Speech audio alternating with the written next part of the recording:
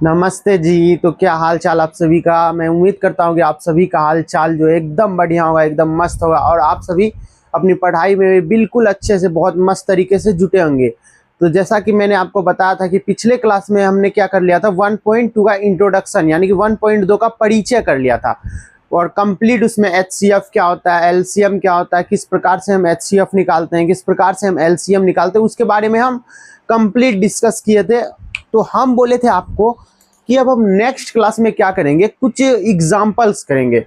तो जैसे हमारा एग्जाम्पल 3 एग्जाम्पल, एक एग्जाम्पल 6, एक एग्जाम्पल 7, एक एग्जाम्पल 8, इन तीनों एग्जाम्पल को क्या करेंगे, हम कवर करेंगे। उसके बाद जो है हम 1.2 की ओर बढ़ेंगे। तो देखिए एग्जाम्पल को करना क्यों जरूरी होता है जानते हैं। एग्जाम्पल करने से क्या होता है कि चैप्टर का जो कॉन्सेप्ट होता है, चैप्टर में जो यूज होते हैं चैप्टर में, वो हमें एग्जाम्पल में मिल जाते हैं। यदि हम एग्जाम्पल को बहुत ही अच्छे तरीके से कर ले, बहुत ज्यादा ध्यान लगाकर यदि हम एग्जाम्पल को कवर कर लेते तो हमको चैप्टर में जो कोई भी दिक्कत नहीं होता। मतलब हम यदि चाहे तो एग्जाम्पल अगर अच्छा से समझ ले तो हमारा जो चैप्टर है उसका हम कह सकते हैं कि 90% कॉन्सेप्ट हमारा क्लियर हो जाता। तो अब हम बढ़ते हैं एग्जाम्पल नंबर 6 की ओर। तो आप भी अपना बुक में देख सकते हैं एग्जाम्पल नंबर 6 क्या कह रहा है।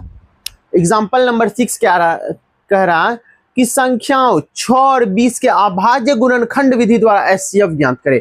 तो इससे पीछे वाला क्लास में आपको बताया था कि किस प्रकार से हम एचसीएफ ज्ञात करते हैं, किस प्रकार से हम एलसीएम ज्ञात करते हैं, वो भी किससे, अभाज्य गुणनखंड विधि से। तो आपको पता है क्या करना। तो देखिए अभाज्य गुणनखंड विधि से किस प्रकार से एचसीएफ और एलसीएम ज्ञात करेंगे। तो एक यहाँ पे 6 है, एक 20 है। तो आपको पता है हम क्या करते हैं, इनको तोड़ लेते हैं, अभाज्य गुणनखंड विधि द्वारा तोड़ लेते हैं। तो तोड़िए 6 को। तो 2 से 6 3 बार में और 3 से 3 आ गया कितना बार में, 1 बार में। अब किसको तोड़ेंगे, 20 को तोड़ेंगे। 20 को तोड़ते हैं तो 2 से 20 10 बार में, 2 से 10 5 बार में और 5 से 5 1 बार में। तो यहाँ पे देखेंगे ये तो 6 का जो अभाज्य गुणनखंड है वो क्या आ रहा है, 6 का आ रहा है क्या, 6 का आ रहा है 2 गुने में 3 गुने में 1 और 20 का क्या आ रहा है 2 गुना 2 गुना 5। 20 का क्या आ रहा है 2 गुना में 5 गुने में 1। तो देखिए 20 का क्या आ रहा है 2 गुना 2 गुना 5 गुना 1 और 6 का क्या आ रहा है 2 गुना 3 गुना 1। तो आपको पता है एचसीएफ क्या होता है, जो दोनों में कॉमन होता है। तो कॉमन यदि आप यहाँ पे देखें तो दोनों में कॉमन क्या आ रहा है। तो यहाँ पे देखिए यदि आप गौर से देखिएगा तो यहाँ पे कॉमन जो है, यहाँ पे एक बार के लिए ये देखिए यहाँ पे जो 2 है वो दोनों में कॉमन आ रहा है और यहाँ पर एक जो है, ये जो एक है वो दोनों में कॉमन आ रहा है। यहाँ पे देखिए ये 2 और ये 1 क्या है, दोनों में कॉमन है। तो आपको पता है जो कॉमन होता है वो हमारा एचसीएफ होता है, यानी कि हाईएस्ट कॉमन फैक्टर होता है, जिसको आप मोसो बोलते हैं। तो एचसीएफ क्या हो जाएगा 2 गुने में 1, मतलब एचसीएफ हमारा 2 हो जाएगा। और एलसीएम की बात करते हैं, यदि एलसीएम बोले तो लोवेस्ट कॉमन फैक्टर। तो एलसीएम क्या होता है, जो कॉमन होता है उसको भी लिखें। कॉमन क्या आया 2 आया है और 1 आया, जो कॉमन नहीं है उसको भी लिखते हैं। फिर 3 गुना 2 गुना 5, फिर 3 गुना, फिर 2 गुना 5। तो देखिए जब आप इसको गुना कीजिएगा तो क्या हो जाए 2 गुना 1 2 या 6 दूनी 12 पंचे 60, 12 पंचे 60। तो देखिए हमारा एग्जाम्पल नंबर 6 बस इतना सा, ये तो रफ है, इधर ये करके आपको देखना पड़ता है रफ। तो देखिए हम कितना आसान तरीके से हम क्या किए, संख्या 6 और 20 का हम क्या कर लिए, अभाज्य गुणनखंड विधि से एचसीएफ और एलसीएम ज्ञात कर लिए। तो अब आपको ये समझ में आ गया होगा। अब हम बढ़ते हैं एग्जाम्पल नंबर 7 की ओर, उदाहरण नंबर 7 की ओर। ये भी बिल्कुल इसी टाइप का, तो आपको डरना नहीं है, हम टोटल एग्जाम्पल को करेंगे और नेक्स्ट क्लास में हम कोशिश क्या करेंगे कि 1.2 कंप्लीट करें। तो देखिए आपको समझ में आ गया क्या कि ये हमसे बोल रहा था इस क्वेश्चन में कि संख्याओं 6 और 20 का अभाज्य गुणनखंड विधि द्वारा एचसीएफ और एलसीएम ज्ञात करना है। एचसीएफ और एलसीएम हमको क्या करना है, ज्ञात करना था। तो हम क्या किए, 6 को अभाज्य गुणनखंड विधि से उसका गुणनखंड निकाल लिए और 20 का अभाज्य गुणनखंड विधि से गुणनखंड निकाल लिए। उसके बाद हम गुणनखंड जो भी निकाले उसको लिखे और जो कॉमन आ रहा था दोनों में वो हमारा HCF हो गया, और जो कॉमन आ रहा था उसको भी लिखे और जो कॉमन नहीं आ रहा था उसको भी लिखे, और वो हमारा LCM हो गया। तो हम अब बढ़े एग्जाम्पल नंबर 7 की ओर।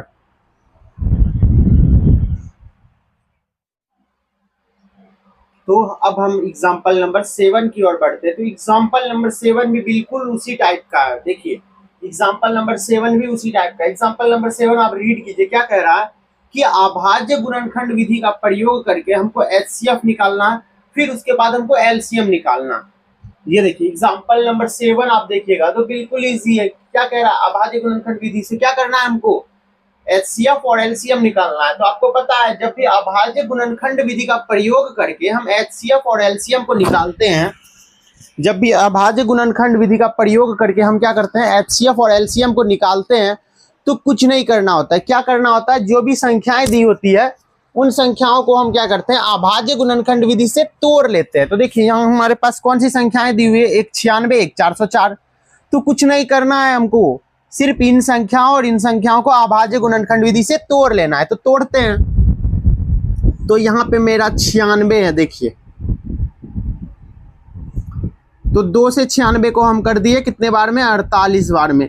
फिर 2 से 48 को 24 बार में, फिर 2 से 24 को 12 बार में, फिर 2 से 12 को 6 बार में, फिर 2 से 6 को 3 बार में। ठीक, देखिए 48 को हम क्या किया, अभाज्य गुणनखंड से तोड़ लिए, 2 से 48, फिर 2 से 24, 2 से 12, 2 से 14, 2 से 3। तो फिर अब हमको क्या करना है, 404 को भी तोड़ना है। तो देखिए 404 को भी तोड़ लेते हैं हम। तो इसको भी एज इट इज उसी से तोड़ते हैं। देखिए 2 से 404, 2 से 100 नहीं 202 बार में 404, फिर 2 से 101 बार में। तो अब यदि आप ध्यान दीजिए तो क्या 101 जो है किसी के टेबल में नहीं आ रहा है, 101 से कट रहा है, तो हम यहीं तक छोड़ देते हैं। ठीक, अब देखिए अब आपको पता है कि इसका जो भी हम अभाज्य गुणनखंड किए हैं, तो अभाज्य गुणनखंड के रूप में हम क्या करते हैं, व्यक्त करते हैं। अभाज्य गुणनखंड इसका जो भी आया उसका गुणनफल के रूप में हम व्यक्त कर देते हैं। तो क्या आ रहा है, 2 गुने में 5 को 2 1 3, 2 गुने में 2 गुने में 2, फिर 2 फिर 2 फिर 3। देखिए यही ना, 1 2 3 4 5 फिर 3, 1 2 3 4 5 फिर 3। तो अब फिर 404 का करते हैं, 404 का करते हैं। तो 404 के लिए क्या आ रहा है, 2 गुना 2 गुना 101। तो 2 गुने में 101। तो अब आपको पता है, बोले सर साहब क्या पता है, बोले सर क्या पता है हमको। आपको पता है कि जो भी संख्याएं कॉमन आती है दोनों में, जो इन दोनों में है वो हमारा HCF हो जाता है। तो देखिए इनमें कॉमन क्या आ रहा है, तो यहाँ पे 1 2 कॉमन आ रहा है, फिर 1 2 यहाँ पे कॉमन आ रहा है। तो जो भी चीज कॉमन होती है वो हमारा क्या हो जाता है, HCF। तो HCF क्या हो गया हमारा, बोल सकते हैं कि एक बार ये दो एक बार ये दो, मतलब HCF जो है हमारा 4 हो जाएगा, क्योंकि 2 2 कॉमन आ रहा है ना, HCF 4 हो जाएगा। अब LCM क्या करते हैं, देखिए LCM क्या होता है, तो LCM मतलब जो कॉमन आ रहा है उसको भी लिखेंगे, जो कॉमन नहीं आ रहा उसको भी लिखेंगे।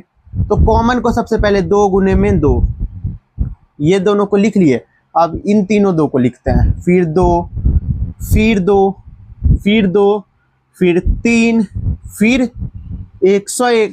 अब इसको गुना करके लिख दीजिए, जो भी आपका आंसर आ रहा है वो LCM हो जाएगा। तो 2 दूनी 4, 4 दूनी 8, 8 दूनी 12, 12 दूनी 24, 24 दिया क्या हो जाएगा 24।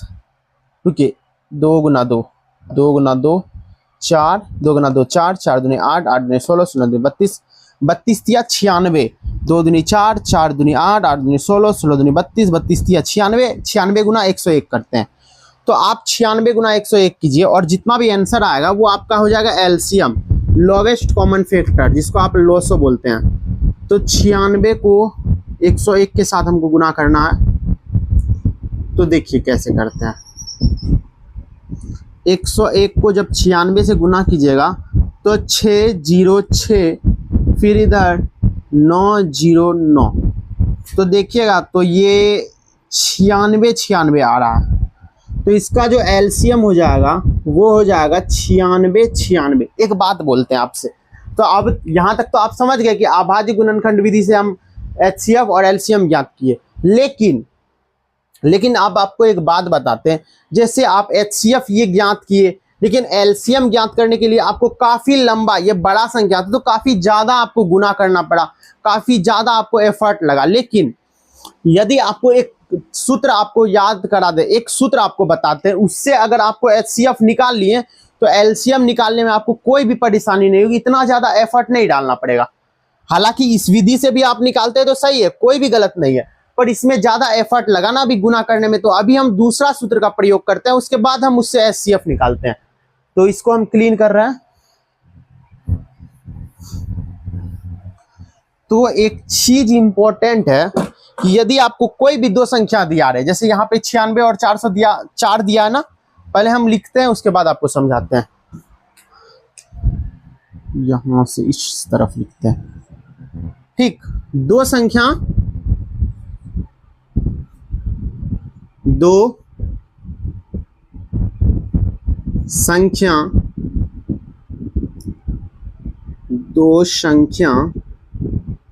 ए व बी के लिए,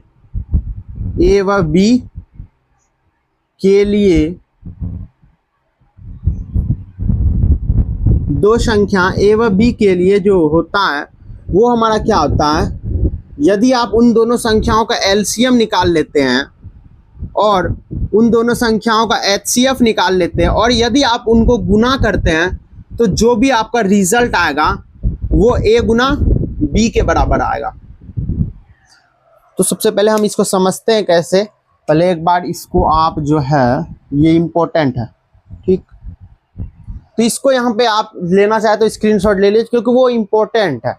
तो देखिए, अभी जितना ज्यादा एफर्ट आपको यहाँ पे डालना पड़ा, उतना ज्यादा एफर्ट आपको नहीं डालना पड़ेगा। देखिए कैसे।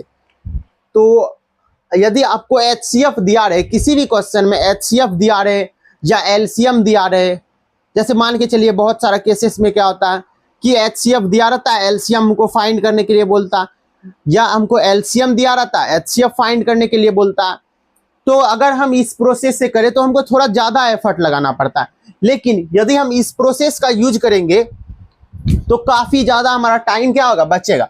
तो दो संख्या मान के चलिए, यहाँ पे एक 96 है, इसको ए मान लेते हैं। 96 को हम क्या मान लेते हैं, 96 को हम ए मान रहे हैं। इस 96 को हम मान रहे हैं ए, सॉरी, इस 96 को हम मान रहे हैं ए, और ये जो हमारा 404 है इसको हम बी मान रहे हैं। तो दो संख्या ए व बी के लिए यदि हम इनका एचसीएफ निकाले और इन दोनों संख्याओं का एचसीएफ निकाले और एलसीएम निकाले, और यदि एचसीएफ और एलसीएम निकालने के बाद जो भी हमारा रिजल्ट आएगा, एलसीएम निकालने के बाद जो संख्याएं प्राप्त होगी और एचसीएफ निकालने के बाद जो भी संख्याएं प्राप्त होगी, यदि उन दोनों संख्याओं को गुना करेंगे तो वो इन दोनों के गुणनफल के बराबर होगा। देखिए कैसे। तो मान के चलते हैं, देखिए हम अभी एचसीएफ क्या निकाले हैं, यहाँ पे इन संख्याओं के लिए 4 निकाले हैं, तो इस फॉर्मूला में बैठाते हैं। तो हमको क्या फाइंड करना है, हमको फाइंड करना है एलसीएम। तो देखिए एलसीएम कैसे निकालते हैं, एलसीएम कैसे निकालते हैं। तो हमको फाइंड क्या करना है, एलसीएम ना, तो ये गुना में इस तरफ आएगा, भाग में आ जाएगा। तो हम इसको ऐसा लिख सकते हैं,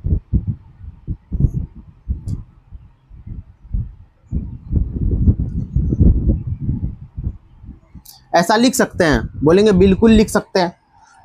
और एचसीएफ के लिए भी आप ये रूल अपना सकते हैं, ऐसा नहीं कि एलसीएम के लिए। तो एचसीएफ यदि आपको निकालना होगा तो आप एचसीएफ के लिए भी ये कर सकते हैं। जैसे एचसीएफ के लिए क्या कीजिएगा, तो अब ये गुना में इसको भाग भेज दीजिए, 1 गुने में बी बट्टे में एलसीएम, ठीक। ये मतलब आपको जो है ना, ये तीनों चीज याद रखना,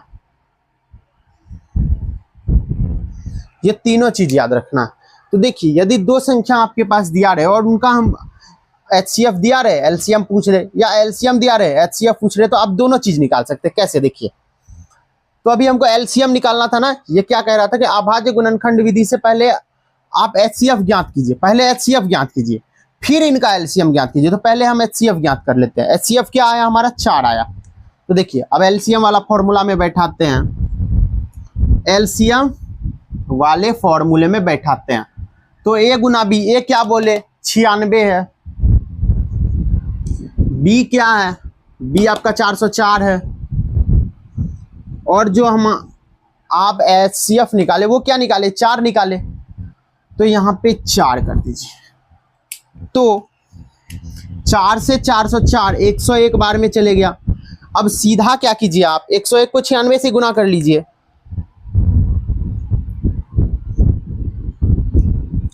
101 को जब 96 से गुना कीजिएगा तो वो आपका आ रहा है क्या 96।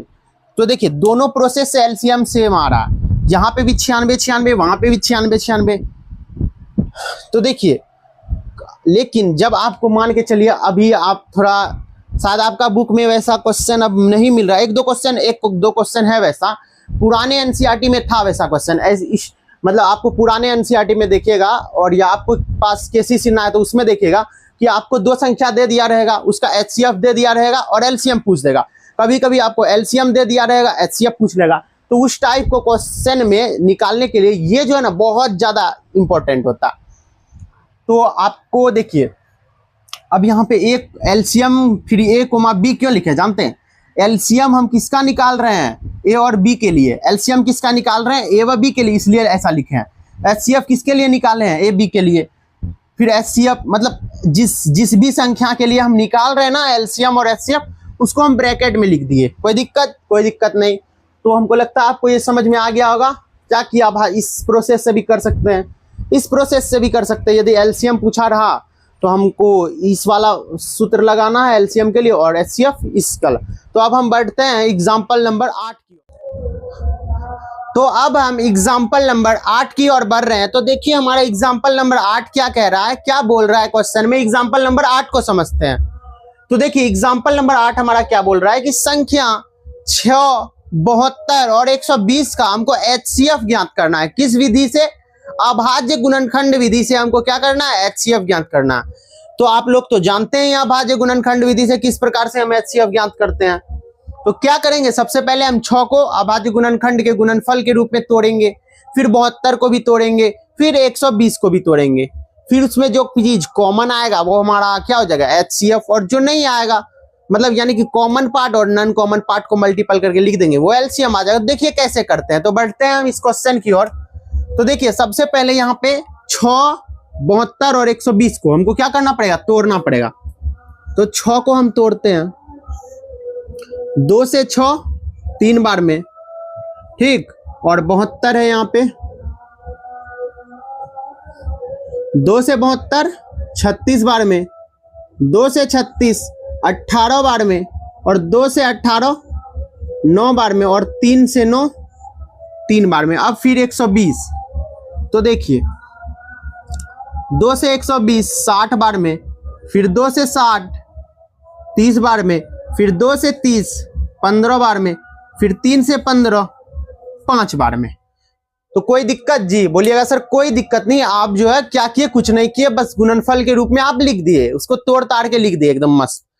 तो हम ऐसा लिख सकते हैं जी, देखिए 6 को हम ये लिख सकते हैं, 6 को ऐसा लिख सकते हैं 2 की पावर 1 गुने में 3 की पावर 1। कोई दिक्कत है जी बोलिएगा नहीं, क्योंकि 2 का पावर यहाँ पे क्या है कुछ नहीं, तो 1 है, 3 का पावर 1 है, ठीक। अब 72 को हम ऐसा लिख सकते हैं, देखिए कैसे 2 गुना 2 गुना 2 यानी कि 2 का क्यूब और 3 का स्क्वायर। तो बोलिएगा सर बिल्कुल लिख सकते हैं 2 का क्यूब और 3 का स्क्वायर, ठीक। और 120 जो है इसको हम ऐसा लिख सकते हैं 2 का क्यूब और 3 का पावर 1 और 5 का पावर 1। तो 120 को जो है हम ऐसा लिख सकते हैं 2 का पावर 3 गुने में 2 का पावर 3 गुने में 3 का पावर 1 गुने में 5 का पावर 1। तो बोले साहब ऐसा क्यों लिखे? तो देखिए ऐसा लिखने से कुछ कोई भी दिक्कत नहीं। आप पीछे में जो हम क्वेश्चन बताए ना वो भी मेथड सही है, उसमें हमने ये नहीं लिखे तो कोई दिक्कत नहीं है, वो मेथड भी सही है। बस हम इसमें थोड़ा लिख दिए, लेकिन लिखना हमको ऐसे ही था, बट कोई गलती नहीं है। अभी जब हम 1.2 करेंगे तो आपको बहुत अच्छा से समझा देंगे कैसे लिखना है। तो वो गलत नहीं है, जो पीछे बोले हैं वो भी गलत नहीं, वो भी सही है और ये भी सही है। तो देखिए हम HCF निकालते हैं, जिसको आप लोग हाईएस्ट कॉमन फैक्टर बोलते हैं। तो HCF कैसे निकालेंगे? तो आपको पता है जो चीज कॉमन होता है वो HCF। तो 6, 72 और 120 में क्या चीज कॉमन दिख रहा है? सबसे पहले तो 2 और आपको 3, तो ये चीज आपको कॉमन दिख रहा है, तो ऐसा लिख देंगे। लेकिन आपके लिए एक इंपॉर्टेंट बात हम यहां पे लिखते हैं, देखिए इसको साफ करते हैं। तो देखिए यहां पे जो HCF है वो क्या करता है, वो हमारा न्यूनतम घात लेता है, न्यूनतम घात लेता है, ठीक। और जो हमारा LCM है, जो हमारा लोवेस्ट कॉमन फैक्टर जिसको आप लोग बोलते हैं, या लीस्ट कॉमन फैक्टर, ये हमारा अधिकतम घात लेता है। ये हमारा क्या लेता है? अधिकतम घात लेता है। अभी समझाते हैं क्या अधिकतम क्या न्यूनतम लेता है, बस आप इसको समझिए। तो देखिए HCF क्या बोले आपको? न्यूनतम। न्यूनतम का मतलब क्या होता है कि कम से कम, और अधिकतम का मतलब होता है अधिक से अधिक। तो देखिए आपको क्या बोले, HCF न्यूनतम घात लेता है। तो देखिए न्यूनतम मतलब 2 का सबसे छोटा घात क्या है? यहाँ पे 2 का क्यूब है, यहाँ पे भी क्यूब है, लेकिन सबसे छोटा घात क्या है? 1 है, ठीक। और 3 का सबसे छोटा घात क्या है? 3 का सबसे छोटा घात, 3 का सबसे छोटा घात भी 1 ही है। देखिए यहाँ पे भी स्क्वायर है, यहाँ पे भी 1 है, यहाँ पे भी 1, तो सबसे छोटा घात क्या है? 1 है। तो जब आप गुना कीजिएगा तो आपके पास क्या निकल के आएगा? 6। अब LCM का बात रहा, तो देखिए LCM भी उसी तरीका से, LCM में जो कॉमन है उसको तो लेते ही लेते हैं। देखिए कॉमन क्या है? इन सब में 2 कॉमन है, फिर 3 कॉमन है। तो देखिए यहाँ पे भी 2 कॉमन, ठीक, यहाँ पे भी 3 कॉमन, तो कॉमन को लेंगे, और जो कॉमन नहीं है पता आपको उसको भी लेते हैं। तो इसमें हम LCM में क्या बोले कि अधिकतम घात, तो 2 का सबसे अधिकतम घात क्या है? 3 है, ठीक, देख सकते हैं। और 3 का सबसे अधिकतम घात क्या है? स्क्वायर, 3 मतलब 2 है, और 5 का अधिकतम घात 1 है। तो इसको सॉल्व कीजिए, 2 का क्यूब क्या होता है? 2 का क्यूब हो जाता है 8, और 3 का स्क्वायर 9, मतलब 9 8 72, और 72 को आप 5 से गुना कीजिए, कितना हो जाएगा? तो 7 5 35, और इधर हो जाएगा 2 5 10, यानी कि 360 हो जा रहा। ये 6 और ये 360, तो हो गया हमारा। HCF भी निकल गया, LCM भी निकल गया। तो देखिए पीछे वाला जो भी मेथड किया था ना वो भी सही था, और ये भी सही है। यहाँ पे हम थोड़ा स्टैंडर्ड फॉर्म में कर दिए, ताकि आपको क्या हो कि थोड़ा और ज्यादा लगे कि नहीं ये है थोड़ा वेटेज इसका, तो हम इसको स्टैंडर्ड फॉर्म में कर दिए। कोई भी दिक्कत नहीं है, आप उस मेथड से कीजिए, इस मेथड से कीजिए, कोई दिक्कत नहीं है। लेकिन एक बार फिर बोल रहे हैं कि आप यही मेथड यूज कीजिए, ज्यादा सही है।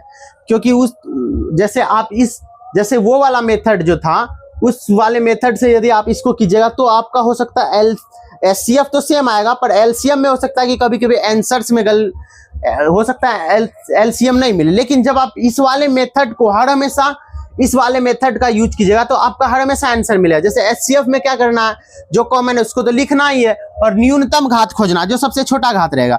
और LCM में जो कॉमन है उसको भी लिखेंगे, जो कॉमन नहीं है उसको भी लिखेंगे, और उसका अधिक से अधिक वाला घात लेंगे और सॉल्व करेंगे, हमारा LCM आ जाएगा। तो हमको लगता है कि आपको पूरी बातें समझ में आई होंगी, और यदि आपको समझ में आया तो वीडियो को लाइक करें और सब्सक्राइब करें, ताकि बहुत बच्चों को पता चले कि नहीं यहाँ पे भी जो है क्वालिटी कंटेंट मिलता है। तो मिलते हैं फिर नेक्स्ट क्लास में। नेक्स्ट क्लास में हम क्या करने वाले हैं 1.2, जो कि बहुत ही आसान सा चैप्टर है। आप लोग घर में एक बार ट्राई कीजिएगा, आपसे पूरा हो जाएगा। और यदि नहीं है तो हम हैं, और नेक्स्ट क्लास में हम 1.2 का इंट्रोडक्शन कराने वाले हैं। तो मिलते हैं नेक्स्ट क्लास में, तब तक के लिए बाय बाय, और जय श्री कृष्णा, जय श्री राधे।